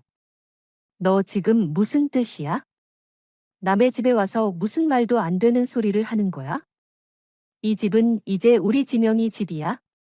팔든 새놓든 내가 무슨 상관이야? 엄마. 박지명이 어머니를 제지했다. 하지만 그의 눈은 내 휴대폰 화면에 고정되어 있었고 눈빛에는 순간적인 당황이 스쳐 지나갔다. 그는 애써 태연한 척했다. 한서청, 어디서 주워온지도 모를 가짜 정보 하나로 날 겁주려는 거야? 이 집을 어떻게 처리하든 그건 내 자유야. 우리 이혼 합의서에 분명히 적혀 있잖아. 이혼 합의서에는 분명히 적혀 있지. 집은 내게 귀속되고 나는 이전 등기에 협조한다고. 나는 한 걸음 앞으로 나아갔다. 목소리는 높지 않았지만 집안의 모든 사람이 들을 수 있을 만큼 또렷했다. 하지만 박지명, 부동산 등기부에는 지금도 우리 두 사람 이름이 올라가 있어. 법적으로 이 집은 아직 우리 공동명의야. 소유권 이전 등기 절차를 완료하지 않은 이상 너는 이 집을 단독으로 팔 권리가 없어. 내가 지금 하려는 건 묵권리자의 처분이고 위법 소지가 있어. 중개인에게 낮은 가격으로 매물을 돌리게 한 건 사실을 모르는 매수인에게 계약금을 받으려는 거 아니야? 매수인이 나중에 이 집에 문제가 있고 이전 등기가 안 된다는 걸 알게 되면 그 사람들이 너를 찾을 것 같아? 아니면 등기부에 같이 이름이 올라가 있는 나까지 찾아올 것 같아? 박지명의 얼굴이 완전히 변했다. 그는 내가 이렇게 직접적으로 핵심을 찌를 줄은 예상하지 못한 듯했다. 박민아와 다른 친척들도 조용해져 우리를 바라보았다. 너 여기서 괜히 사람 겁주지 마. 박지명은 당황해 목소리를 높였다. 이전 등기 절차는 곧 할 거야. 집을 파는 건 내 일이야. 고지 언제인데? 나는 한치도 물러서지 않았다. 은행 대출은 다 갚았어? 근저당권은 말소됐고? 그 절차들도 아직인데 뭘 가지고 이전 등기를 해? 내가 만나는 그 은색 승합차 모는 남자, 빠른 증명서 만들어주는 사람이지? 무슨 증명서를 만들려고 했어? 가짜 상환증명서? 아니면 가짜 이혼 보충합에서? 박지명, 문서 위조는 법적 책임을 져야 하는 일이야. 그때는 집은커녕 내 직장도 지킬 수 있을지 모를걸? 입 닥쳐.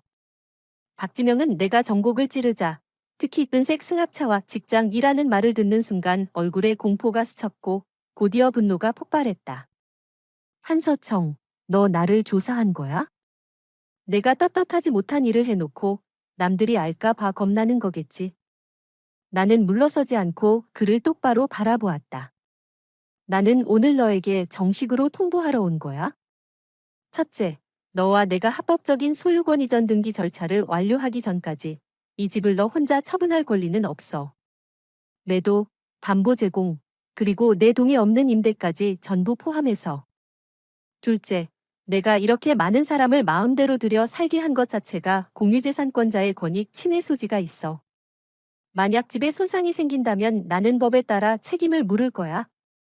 셋째, 내가 계속 위조 서류를 만들고 매수인을 속이는 짓을 한다면 나는 즉시 관련 기관에 신고할 거야. 내 직장까지 포함해서. 내가 감히. 김계분이 비명을 지르며 달려들었다. 나를 밀치려는 듯했지만 박리나가 붙잡았다. 제가 감히 하는지 안 하는지 한번 보세요. 나는 목소리를 높이며 방 안에 있는 놀란 얼굴, 화난 얼굴, 그리고 어딘가 캥기는 얼굴들을 차례로 훑어보았다. 이 집 벽돌 하나, 바닥 한 장이 어떻게 만들어졌는지 당신들이 누구보다 잘 알잖아요. 박지명, 우리 부모님이 평생 모은 돈과 내 10년의 고생으로 당신 가족의 탐욕을 채우려는 거야? 이 집에서 마음 편히 살 수 있어? 팔아도 마음이 편해? 박지명의 가슴이 거칠게 오르내렸다. 눈은 붉게 충혈되었다. 그는 현관문을 가리켰고 손가락까지 떨리고 있었다. 나가. 한서청, 당장 꺼져. 여긴 내 집이야. 안 나가면 경찰 부를 거야. 경찰? 좋아. 나는 오히려 살짝 웃었다. 분명 차가운 웃음이었을 것이다. 마침 잘 됐네. 경찰을 불러서 보라고 하자. 부동산 등기부에 아직 내 이름이 올라가 있는 집을 당신들이 어떻게 불법적으로 점유하고 심지어 위조 서류로 불법 매도하려 했는지. 나도 궁금해. 경찰이 사기와 문서 위조 의혹이 있는 공무원 편을 들지, 아니면 법적으로 자기 권리를 지키려는 평범한 시민 편을 들지. 너. 박지명은 말문이 막혔다. 그는 아마 이렇게 강하고 이렇게 논리적으로 맞받아치는 나를 본 적이 없었을 것이다. 그의 기억 속 나는 하루빨리 숨막히는 상황에서 벗어나고 싶어 참고 또 참다가 합의서에 서명했던 전처였으니까. 그때 그의 휴대폰이 갑자기 울렸다. 그는 발신자 표시를 확인하더니 얼굴빛이 순식간에 이상할 정도로 굳어졌다. 본능적으로 전화를 끊으려 했지만 조용해진 거실 안에서 벨소리는 유난히 날카롭게 울렸다. 화면에 뜬 이름은 내게 보이지 않았다. 하지만 귀신이라도 본 듯한 그의 표정 때문에 내 가슴도 순간 철렁했다. 그는 몸을 돌려 베란다 쪽으로 걸어가서야 전화를 받았다. 목소리는 낮게 눌려 있었다. 여보세요? 이 번호로 전화하지 말라고 했잖아. 뭐, 지금? 아래층에 있다고? 누가 오라고 했어? 빨리 보내. 나 없다고 해. 뭐, 반드시 나를 만나야겠다고? 돈 문제를 오늘 밤에 꼭 정리해야 한다고? 돈 문제? 오늘 밤 반드시 정리해야 한다고? 내 마음속 경고음이 세차게 울렸다. 설마 그 은색 승합차를 몰던 남자일까? 아니면 그가 저가 금맥 정보로 끌어들인 매수인이 문제를 알아채고 찾아온 걸까? 박지명은 전화를 끊고 창백한 얼굴로 몸을 돌렸다.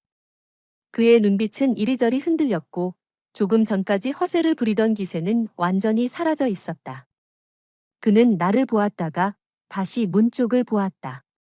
당황해서 어쩔 줄 모르는 모습이었다. 김계부는 뭔가 이상하다는 걸 눈치채고 물었다.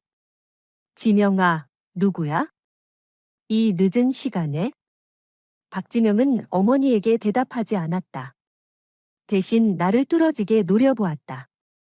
그의 눈빛은 복잡했다. 분노, 두려움, 그리고 궁지에 몰린 사람 특유의 잔인함이 섞여 있었다. 그의 입술이 몇 번 움직였다. 무슨 독한 말을 하려는 듯했지만 결국 낮은 목소리로 이를 악물고 내게 말했다. 한서청, 너 대체 뭘 원하는 거야? 나는 대답하지 않았다. 그저 조용히 그를 바라보았다. 집안의 공기가 그대로 굳어버린 것 같았다. TV에서는 여전히 시시한 예능 프로그램이 흘러나오고 있었고 텅 빈 웃음소리만이 울렸다. 박리나의 아들은 이 긴장된 분위기에 겁을 먹은 듯 와앙 하고 울음을 터뜨렸다. 딘동 딘동.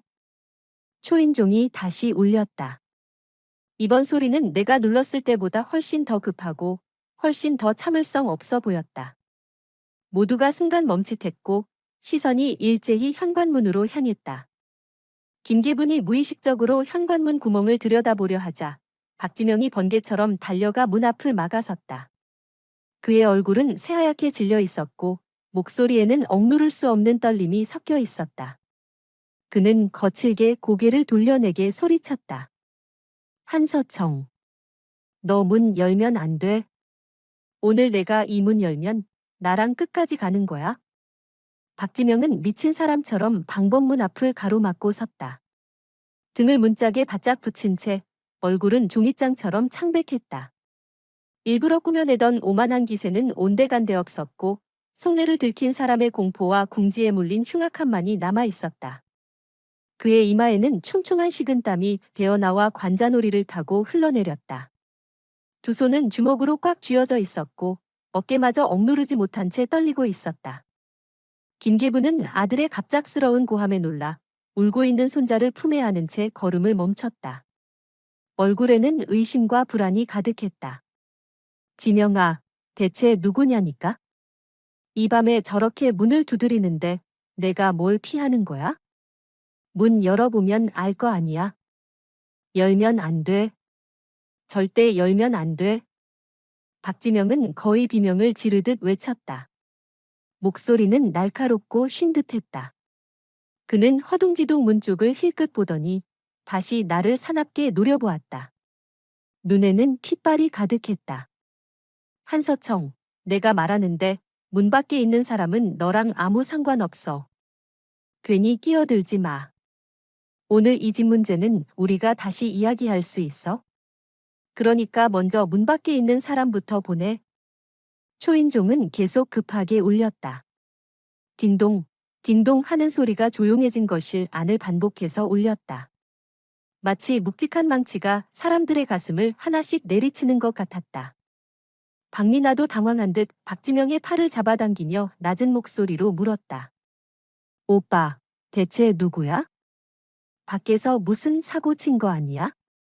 박지명은 동생의 질문에 대답하지 않았다. 그의 시선은 오로지 나에게 붙어 있었다. 그 눈빛에는 애원과 협박, 그리고 모든 것을 걸어버린 듯한 광기가 섞여 있었다. 그는 아주 잘 알고 있었다. 문 밖의 사람이 안으로 들어오는 순간 그의 모든 거짓말과 계산이 완전히 들통날 것이라는 것을. 집 문제뿐만 아니라 그 뒤에 숨겨둔 더러운 일들까지 모두 드러나고 심지어 공무원 신분마저 지키지 못할 수도 있다는 것을. 나는 제자리에 가만히 서서 그가 엉망으로 흔들리는 모습을 조용히 바라보았다. 머릿속의 추측은 점점 더 선명해졌다. 저가 금매, 위조 서류, 급하게 울리는 초인종, 전화 속 돈 문제, 그리고 귀신이라도 본 듯한 박지명의 반응. 모든 단서가 하나로 이어졌다. 답은 이미 눈앞에 있었다. 문박의 사람은 은색 승합차를 몰던 남자가 아니었다. 박지명이 저가 금매라는 미끼로 속여 끌어들인 매수인이었다. 그는 단순히 내 집을 불법으로 차지하려 한 것이 아니었다. 내가 모르는 사이 아직 부동산 등기부에 내 이름이 남아있는 그 집을 몰래 팔아치워 매수인의 돈을 가로채려 한 것이다. 그 사실을 깨닫는 순간 등골이 서늘해지며 한기가 온몸으로 퍼져나갔다. 나와 박지명은 여러 해를 부부로 살았다. 이혼할 때도 나는 예정을 생각해 좋게 끝내고 싶었다.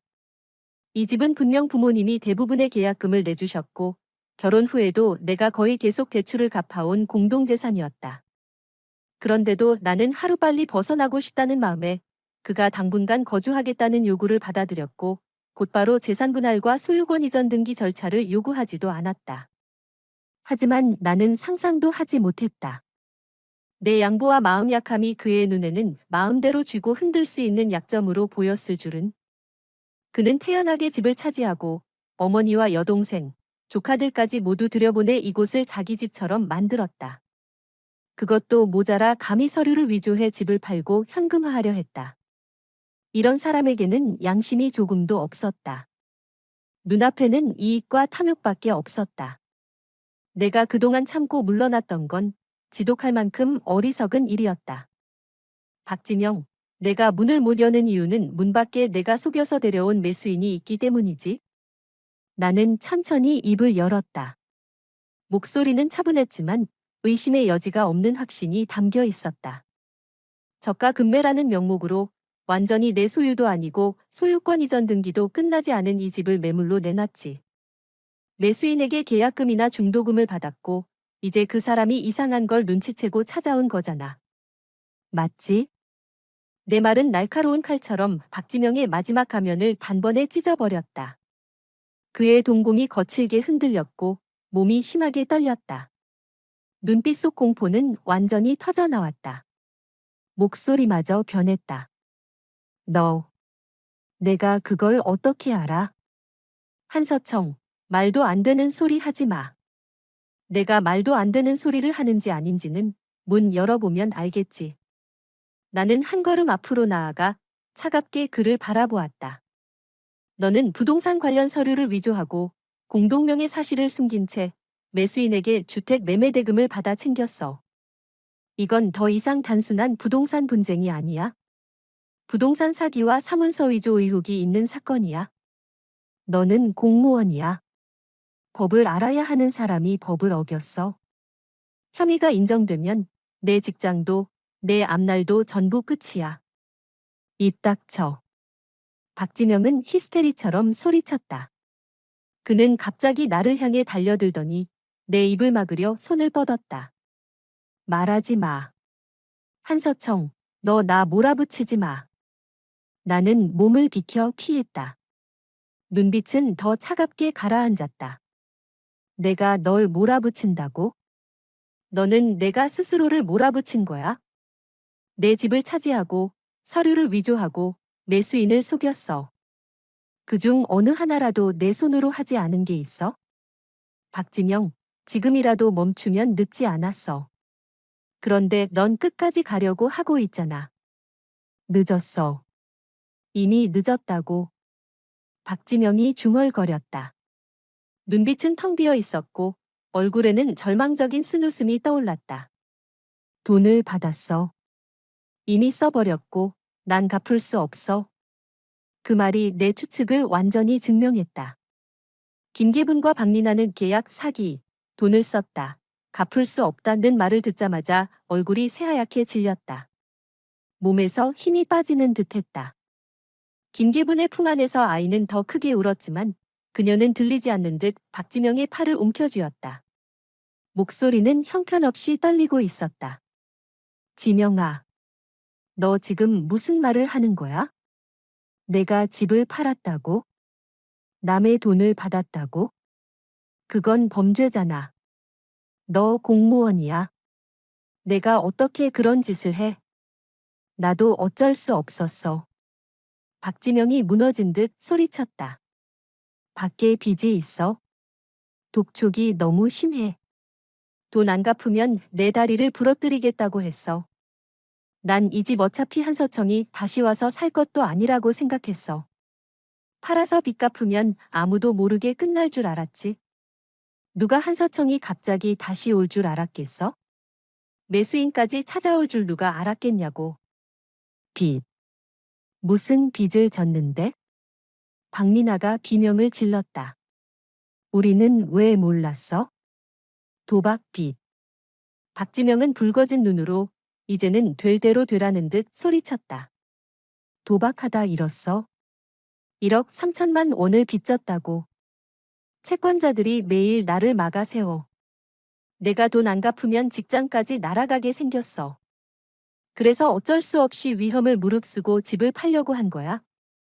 진실은 아무런 가림막 없이 모두의 앞에 드러났다. 김기부는 눈앞이 캄캄해진 듯 손자를 안은 채 그대로 쓰러질 뻔했다. 박리나가 급히 그녀를 부축했고 눈물은 순식간에 솟구쳤다. 오빠, 어떻게 도박을 할 수 있어? 도박이 불법인 거 몰라? 3천만 원을 우리가 어디서 구해? 거실은 순식간에 아수라장이 되었다. 울음소리, 고함, 말다툼, 아이의 울음이 뒤섞여 귀를 찔렀다. 추하고도 비참한 소리들이었다. 박지명은 문에 기대어 온몸에 힘이 빠진 채 서 있었다. 조금 전까지의 오만함은 흔적도 없었다. 남은 것은 절망과 무너진 모습뿐이었다. 그리고 문밖의 초인종은 계속해서 울리고 있었다.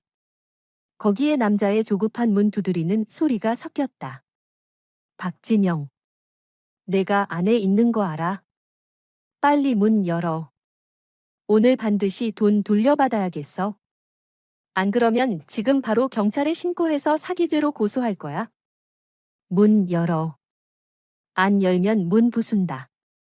거친 문 두드리는 소리에 문짝이 웅웅 울렸다.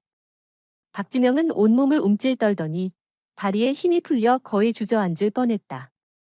나는 눈앞에 이 말도 안 되고도 비참한 광경을 바라보았다. 마음속에는 조금의 동정도 없었다. 오직 차갑게 가라앉은 후련함만이 있었다. 아기는 결국 또 다른 악의 손에 걸려든다. 박지명의 탐욕과 어리석음은 결국 그 자신에게 돌아왔다. 나는 더 이상 무너진 박씨 가족 세 사람을 바라보지 않고 곧장 현관문 쪽으로 걸어갔다. 한서청.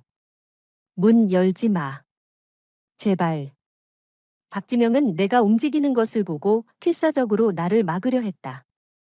그는 바닥에 무릎을 꿇고 내 바지자락을 붙잡았다. 목소리에는 울음이 섞여 있었다. 내가 잘못했어. 정말 잘못했어. 집은 너한테 돌려줄게. 다시는 차지하지 않을게. 매수인 들이지 마. 경찰 부르지 마. 나 감옥 가고 싶지 않아. 직장 잃고 싶지 않아. 김기분도 뒤따라 무릎을 꿇고 내 다리를 붙잡으며 눈물범벅이 되어 울었다. 서청아, 너희가 한때 부부였던 정을 봐서라도 지명이 좀 살려줘.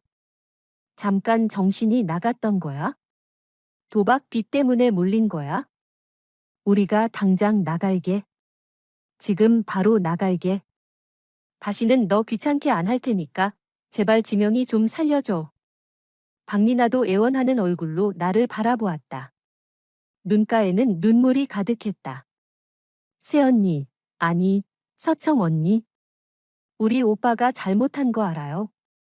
한 번만 기회를 주세요. 오빠가 감옥 가면 우리 집은 끝이에요. 그 가족이 바닥에 무릎 꿇고 애원하는 모습을 보며 내 마음에는 아무런 파문도 일지 않았다. 그들이 내 집을 차지하고 나를 문 밖으로 몰아내고 내 물건들을 마음대로 버리고 망가뜨리며 내게 모진 말을 퍼부을 때는 내게 한치의 여지라도 남겨주었을까? 박지명이 서류를 위조하고 내 집을 팔아 다른 사람의 돈을 가로채려 할 때는 오늘의 끝을 생각했을까? 내 양보는 그들에게 더 큰 욕심을 불렀고 내 마음 약함은 더 지독한 지두로 돌아왔다. 이제 궁지에 몰리고서야 용서를 구한다. 너무 늦었다. 나는 박지명과 김계분의 손을 힘껏 뿌리쳤다. 목소리는 차갑고 단호했다. 이제 와서 잘못한 걸 알았다고요? 늦었습니다. 법 앞에서는 인정에 호소할 수 없어요. 잘못을 저질렀으면 자기 행동에 대한 대가를 치러야죠. 말을 마치자 나는 더 이상 망설이지 않고 손을 뻗어 문손잡이를 눌렀다. 그리고 현관문을 세게 열어젖혔다. 문 밖에는 남자 3명이 서 있었다. 맨 앞에는 약간 살집이 있는 중년 남자가 서 있었고 그는 정장을 입은 채 얼굴 가득 분노를 띠고 있었다. 손에는 서류 한 부를 꽉 쥐고 있었다. 문이 열리자마자 그는 곧장 앞으로 달려들며 욕을 퍼부었다. 박지명. 이 사기꾼 자식. 이제야 문을 여는 거냐. 그 뒤에 있던 남자들도 함께 앞으로 다가섰다. 두 사람의 눈빛 역시 사납게 집안을 노려보고 있었다. 중년 남자는 바닥에 주저앉아 있던 박지명을 한눈에 알아보았다. 그는 분노에 휩싸여 박지명의 멱살을 움켜쥐고 그를 끌어올렸다. 박지명. 내가 나랑 매매 계약 썼을 때 이 집은 내가 전액 소유한 집이고 언제든 소유권 이전 등기할 수 있다고 했지. 그런데 내가 등기소에 가서 확인해 보니까 부동산 등기부에 아직 한서청 이름이 남아있더라. 재산 분할도 제대로 끝난 게 아니잖아. 이건 대놓고 사기야. 내가 너한테 준 4천만 원 계약금 오늘 당장 돌려줘. 지금은 돈이 없습니다. 박지명의 얼굴은 창백하게 질려 있었다. 그는 더듬거리기만 할 뿐 제대로 말을 잇지 못했다. 돈이 없다고? 중년 남자는 얼굴이 벌겋게 달아올라 손을 들어 그를 때리려 했다. 내 돈을 속여받을 때는 왜 돈 없다고 말 안 했어? 오늘 돈 안 돌려주면 내가 지금 바로 경찰에 신고해서 널 잡아넣을 거야. 신고하지 마세요. 신고만은 하지 마세요. 박지명은 혼이 빠진 사람처럼 필사적으로 애원했다. 천천히 갚겠습니다. 꼭 갚을게요. 천천히 갚아? 내가 뭘 믿고 널 기다려? 중년 남자는 차갑게 코웃음을 치더니 거실을 훑어보았다. 그리고 마지막으로 나에게 시선이 멈췄다. 그는 내 차가운 표정을 보더니 다시 부동산 등기 정보를 확인한 듯한 얼굴로 단번에 상황을 이해했다. 당신이 한서청 씨입니까? 등기부에 올라있는 공동소유자? 나는 고개를 끄덕였다. 목소리는 차분했다. 네, 제가 한서청입니다. 이 집은 제 부모님이 대부분의 계약금을 부담했고 제가 오랫동안 대출을 갚아온 공동명의 부동산입니다. 이혼 후에도 소유권 이전 등기는 완료되지 않았고 박지명은 이 집을 매도할 권한이 없습니다. 그가 당신과 체결한 계약은 위조된 서류를 바탕으로 한 것이고 그의 행위는 계약 사기에 해당합니다. 나는 잠시 말을 멈춘 뒤 휴대폰을 꺼냈다. 녹음 파일과 내가 저장해둔 부동산 등기 사항 증명서, 그리고 박지명이 위조한 서류 사진을 여러 중년 남자 앞에 내밀었다. 제게는 증거가 모두 있습니다. 박지명이 집을 무단으로 점유한 사실, 서류를 위조한 정황이 담긴 녹음과 캡처도 있어요. 신고하신다면 제가 증인으로 협조하겠습니다. 내가 매수인을 위해 증언하겠다는 말을 듣자 박지명은 완전히 절망했다. 그는 바닥에 주저앉은 채 다시는 일어나지 못했다. 중년 남자는 내 손에 있는 증거를 보고 다시 박지명의 처참한 모습을 내려다보았다. 그리고 곧바로 휴대폰을 꺼내 택시비에 전화를 걸었다. 여보세요. 경찰이죠? 신고하려고 합니다. 누가 부동산 서류를 위조해서 계약 사기를 쳤습니다. 제게서 주택 매매 대금 4천만 원을 받아갔어요. 주소는? 전화를 끊은 뒤 중년 남자는 박지명을 차갑게 내려다보았다. 감옥 갈 준비나 해? 김계분과 박리나는 완전히 무너졌다. 두 사람은 바닥에 주저앉아 목 놓아 울었다. 아이의 울음소리, 여자들의 울음소리, 남자의 욕설이 한데 뒤섞였다. 거실은 순식간에 아수라장이 되었다. 나는 한쪽에 서서 그 모든 광경을 조용히 바라보았다. 마음속에는 조금의 통쾌함도 없었다. 그저 모든 것이 제자리로 돌아가는 듯한 고요함만이 남아 있었다. 20분 뒤 파출소 경찰들이 현장에 도착했다. 경찰들은 신분증을 제시한 뒤 흥분한 박지명과 매수인을 먼저 진정시키고 통제했다. 이어 현장에서 상황을 확인하고 증거를 수집하기 시작했다. 나는 가지고 있던 모든 증거를 경찰에게 제출했다. 부동산 등기 사항 증명서, 이혼합의서, 박지명이 위조한 매매 관련 서류, 녹음 파일, 문자 기록까지 전부 넘겼다. 그리고 한 문장 한 문장 분명하게 박지명이 집을 무단 점유하고 서류를 위조했으며 불법적으로 집을 팔려고 했던 모든 사실을 진술했다. 경찰은 내 진술을 들은 뒤 김계분과 박리나 그리고 매수인에게도 차례로 질문했다. 모든 정황을 확인한 끝에 경찰은 박지명이 타인의 주거를 불법 점유하고 공문서 위조 및 계약 사기 혐의를 받고 있다고 판단했다. 곧바로 수갑을 꺼내 박지명의 손목에 채웠다. 안 돼요. 경찰관님, 우리 아들은 억울해요. 김계분이 달려들어 경찰을 막으려 했지만 경찰은 그녀를 부드럽게 밀어냈다. 위법 행위 혐의가 있고 사실관계와 증거가 명확합니다. 추가 조사를 위해 파출소로 동행해야 합니다. 경찰의 목소리는 엄중했고 흔들림이 없었다. 박지명은 경찰에게 붙들려 밖으로 끌려가면서 나를 돌아보았다. 그 눈빛에는 원망과 후회가 가득했지만 그는 아무 말도 하지 못했다. 그도 잘 알고 있었다.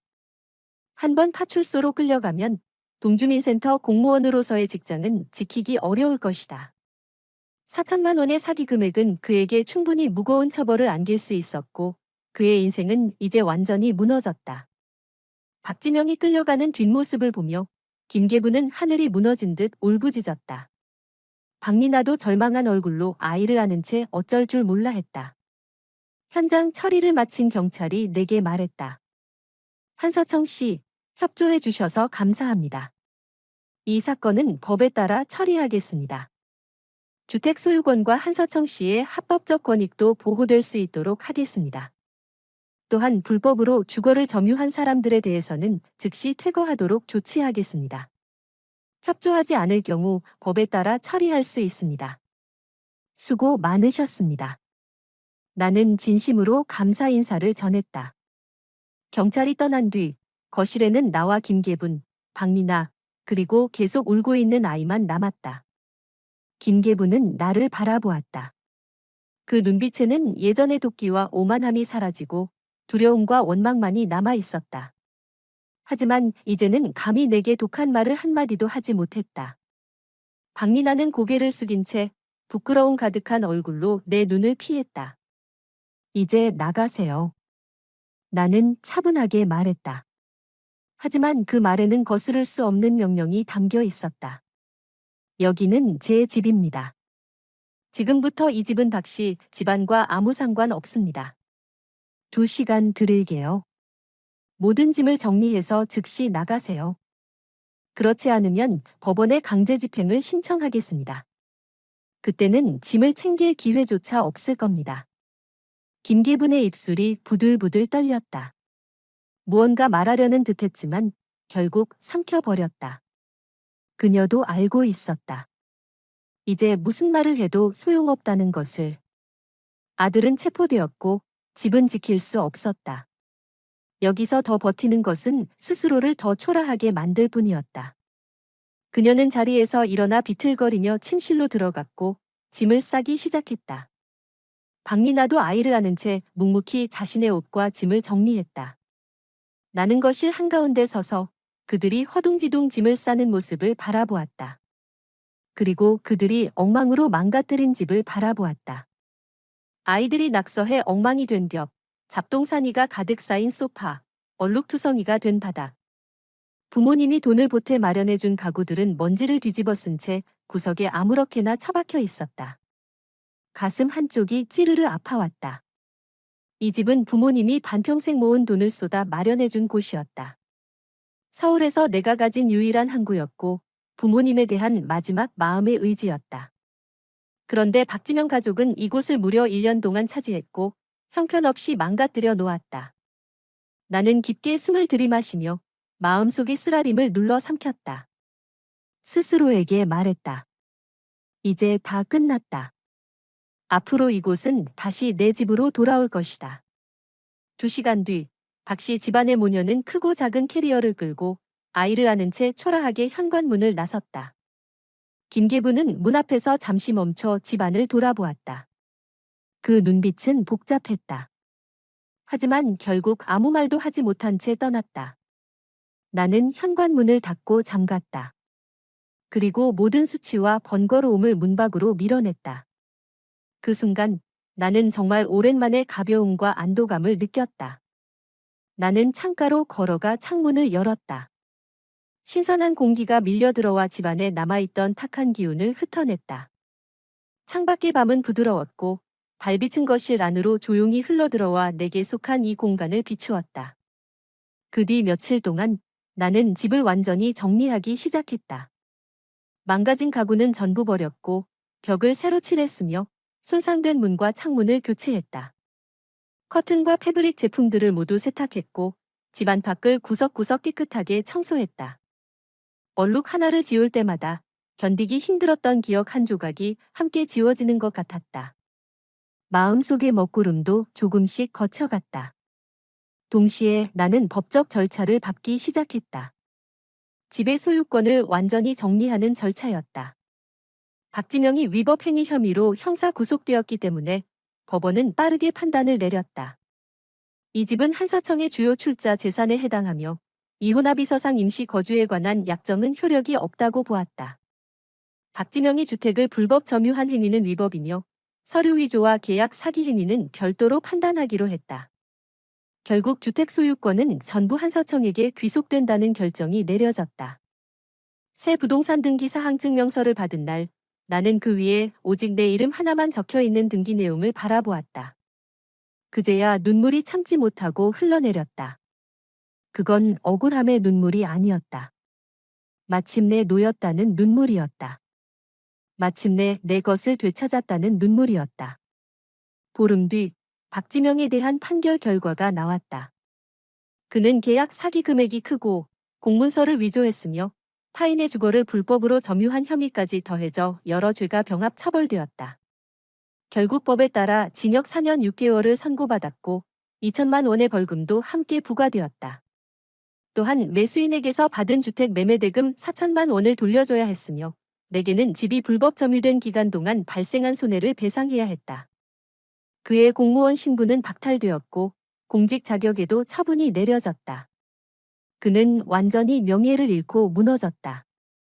김기분과 박리나 역시 박지명의 도박빚과 사기 피해금을 감당하지 못해 빚 독촉을 피해 여기저기 숨어다니는 신세가 되었다. 예전에 거만하고 기세등등하던 모습은 사라지고 길거리의 쥐처럼 사람들의 눈을 피해 다니게 되었다. 더 이상 예전의 위세는 찾아볼 수 없었다. 가끔 친구들에게서 박씨 집안의 비참한 소식을 들을 때가 있었다. 하지만 내 마음에는 아무런 파문도 일지 않았다. 인과응보. 그들이 지금 겪는 모든 일은 과거의 탐욕과 악행이 불러온 대가였다. 나와는 아무 상관없는 일이었다.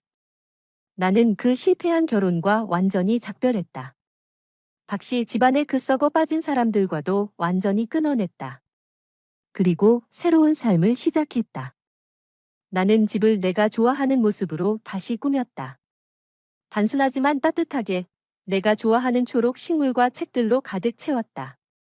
매일 퇴근하고 집에 돌아와 문을 열면 그곳에는 온전히 나만의 따뜻한 공간이 있었다.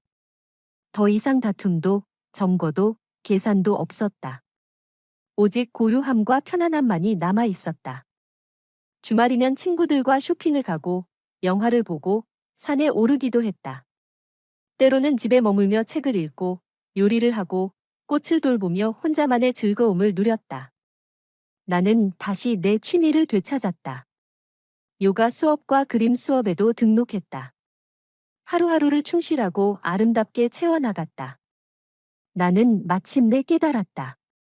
여자의 가장 큰 자신감은 결코 결혼도 남자도 아니었다.